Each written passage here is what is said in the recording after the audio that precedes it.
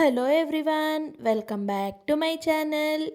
ఈరోజు మన ఛానల్లో కేవలం కప్పు పచ్చి కొబ్బరి ఇంకా సూజీ రవ్వతో అప్పటికప్పుడు నిమిషాల్లో వెరైటీగా ఏదైనా స్వీట్ ప్రిపేర్ చేయాలి అనుకున్నప్పుడు ఈ స్వీట్ని ఒక్కసారి ప్రిపేర్ చేయండి. చాలా బాగుంటుంది, యూనిక్గా ఉంటుందండి. అలానే పిల్లలు కూడా ఇష్టంగా తింటారు.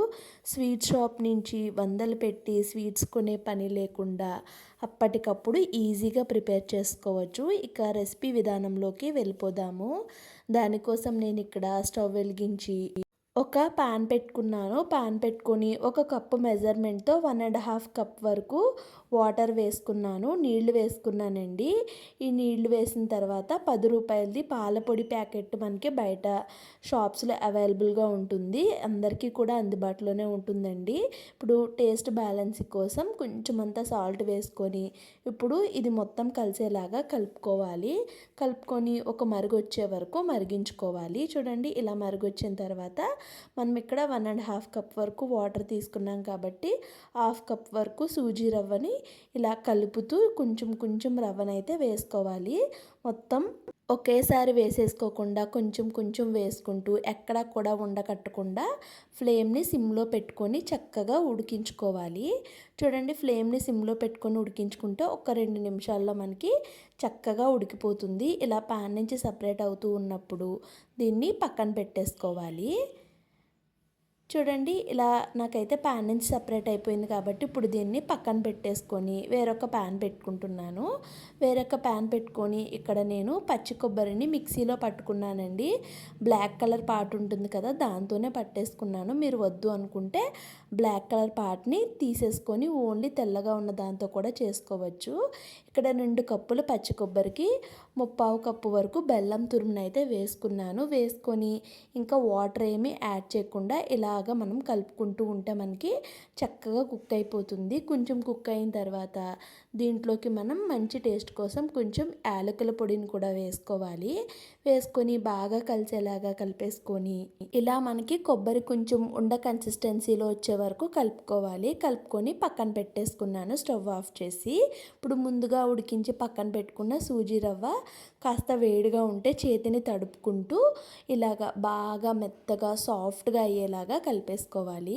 చూడండి, మనకి సాఫ్ట్గా ఇలా అయ్యింది కదా, పిండి చూస్తే మనకి ఇలాగా మెత్తగా ఉండాలన్నమాట. ఇలా ఉన్న తర్వాత ఇప్పుడు చిన్న చిన్న పిండి ముద్దల్లాగా మొత్తం అన్నిటిని కూడా సపరేట్ చేసుకుంటున్నాను.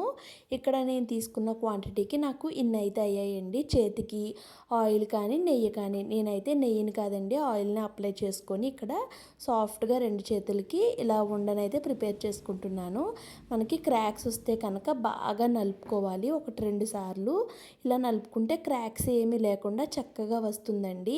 ఈ ప్రాసెస్ని అయితే కాస్త జాగ్రత్తగా చూడండి. ఇక్కడ మీకు ఒక మంచి డిజైన్ అనేది ఎలా వేసుకోవాలో నేను చూపిస్తాను.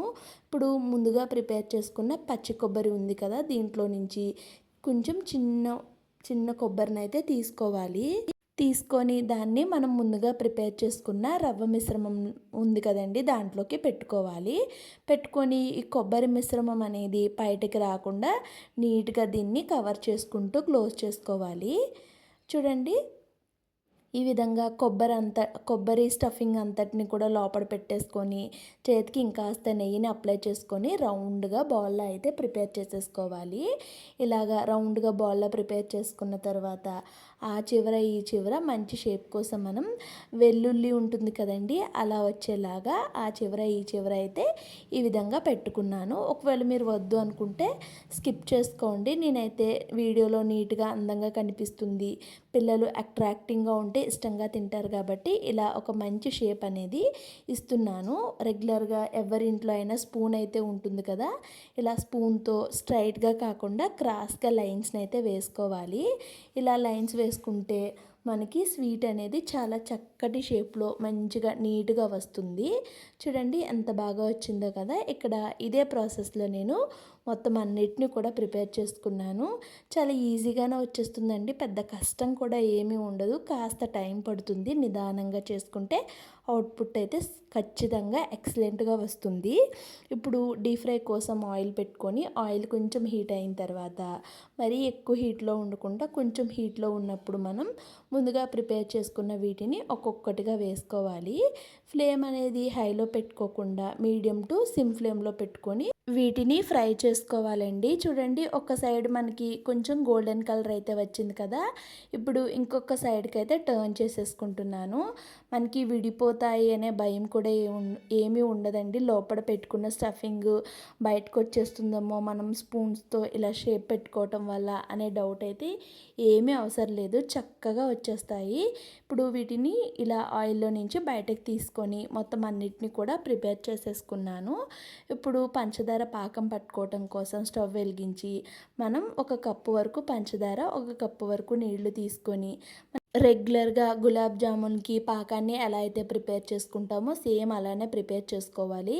ఇక్కడ నేను ఒక 3 యాలకులను అయితే ఈ విధంగా వేసుకొని కొంచెం మనం పాకం చూస్తే మనకి స్టిక్కీగా చేతికి జిగురుగా తగిలితే సరిపోతుంది. ఇప్పుడు మనం ముందుగా ప్రిపేర్ చేసుకున్న వీటిని ఇలాగా ఈ షుగర్ సిరప్లో అయితే వేసేసుకోవాలి.